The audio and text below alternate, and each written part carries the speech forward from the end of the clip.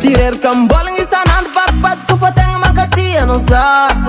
Isko babanu lambat kakang timarab ngani tika Tizare maita na fizana matonga babanjare mi wa wa wa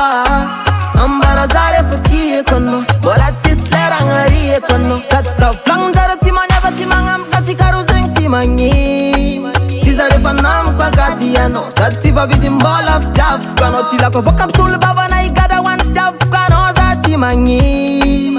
Tima mengto sa jabari bar Kimas dulu maru fanotya Matuan safi diktako Tisfia tara melati Matun yara haktako Matun trotu zemfankati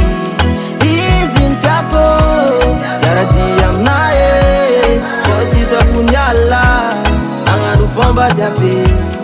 Zamakate ispato tikaru Lokti anterfatan sitapu Amblano zam safidi Kusati tandeng baba no le fast fitaku Anotenga ispati sifaru Toka na plasino angatifu Zatis konfano fanangaku Afalianga no sambar ngayatanaku Fano wasambi fangiem baba no ultima katya Lera puanga le mandinga tiki saraka Sate za fanino ano fanina Forever manda mata tika yaraka Futam no kabo ke fanantek Himas kwano tenga tara satis defo Kwa dip za tanganwe Finwok sarang tika rumrezo sosyo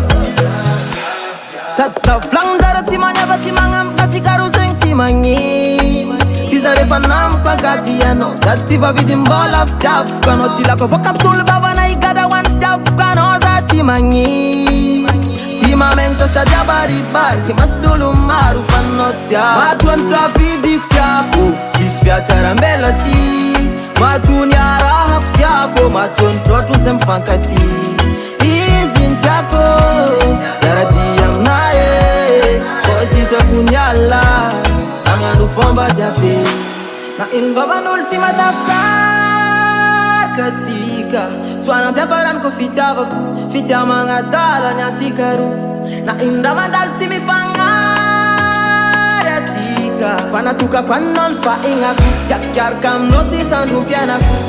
Matuan safi diktako Tisfia tara melati Matun yara haktako Matun trotu zemfankati Izintako Yara diyam nae Kosita punyala Anganu fomba jabe